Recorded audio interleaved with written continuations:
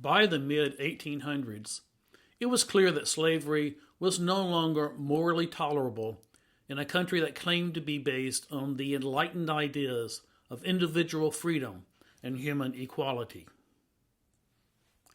But slavery had been a way of life in the South for 246 years at that point. The economy and social structure were founded on the subordination of people who had dark skin. The white Southern elite had invented race and sustained the myth of white superiority across generations. Throughout the first half of the 1800s, leaders struggled to balance the immorality of slavery with economic interests. As new states were added, Southern Democrats argued that each state should decide if slavery would be permitted, while Northern Republicans wanted to end the institution. When statehood was considered for Missouri, New York Republican James Talmadge proposed a policy to eventually end slavery there and grant freedom. The proposal passed the House but failed in the Senate. The compromise admitted Missouri as a slave state and Maine as a free state, maintaining a balance of power that continued to disproportionately advantage the South and slavery. The Compromise of 1850 admitted California as a free state, but with the odd requirement that it had to send one pro-slavery senator to Congress. To further protect slavery, the Fugitive Act was reinforced. These compromises fell apart in 1954, when Kansas and Nebraska were admitted as states that could determine their own status through what was known as popular sovereignty. The State of the Union was sealed by a white supremacist Supreme Court in 1957 in the Dred Scott case. Dred Scott was enslaved in Missouri but lived in Illinois, a free state. Scott filed suit for his freedom. Ultimately, the Supreme Court ruled that, quote, no Negro or descendant of slaves could be a citizen and thus could not seek judicial relief. Understand these words. No descendant of a person enslaved could ever be a citizen of the United States. One could never be truly free. Chief Justice Roger Taney held that the Missouri Compromise of 1820 was unconstitutional and foreclosed the ability of Congress to free people within federal territories. His majority also officially declared people enslaved to be property under the Fifth Amendment, requiring compensation if they were involuntarily freed.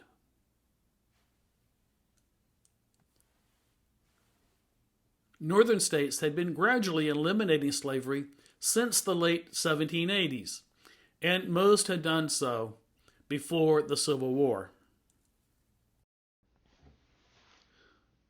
In November 1860, the Republicans took control of national power when Abraham Lincoln was elected president, winning only with votes from the North. In December, the state of South Carolina became the first state to secede from the Union.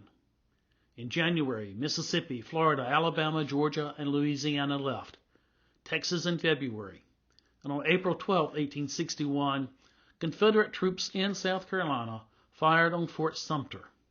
Less than 34 hours, Union forces there surrendered. 5 days later, Virginia left the Union. In May, Arkansas and North Carolina followed. In June, Tennessee. The United States had been ripped apart in order to preserve chattel slavery, and the war began with South Carolina firing on a federal fort.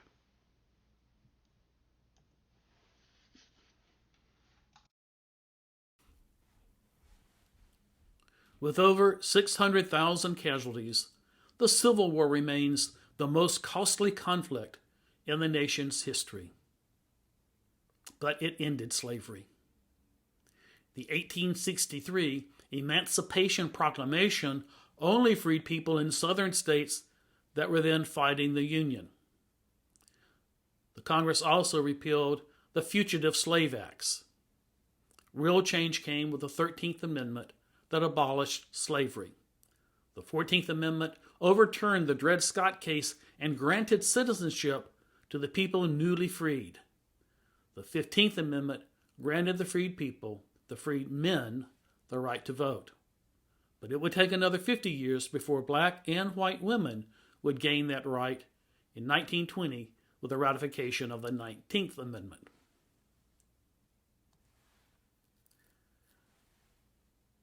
President Lincoln, though, was assassinated, and he was replaced by Andrew Johnson from Tennessee, who had been on the ticket only to bring unity.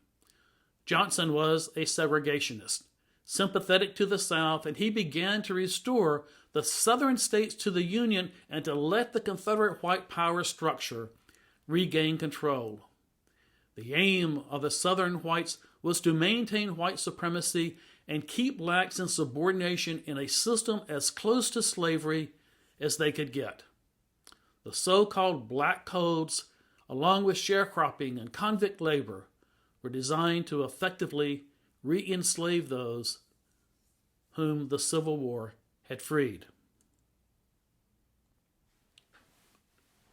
The so-called radical Republicans who controlled Congress were furious with Johnson.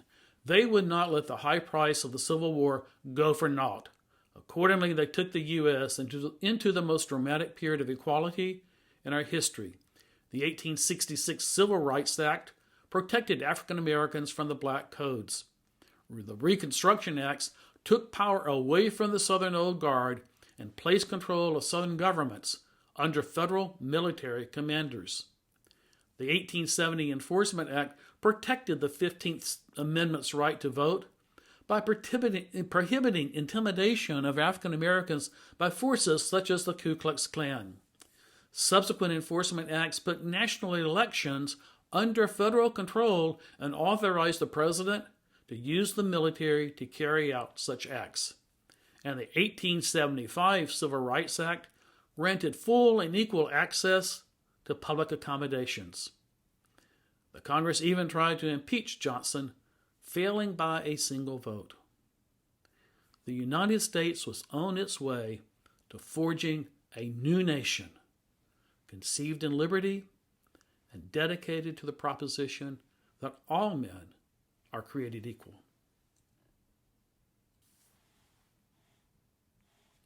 During the years of federal military oversight in the South, African Americans made great strides toward the equality promised by the war. New constitutional conventions were held in the former Confederate states with 265 people previously enslaved elected as delegates.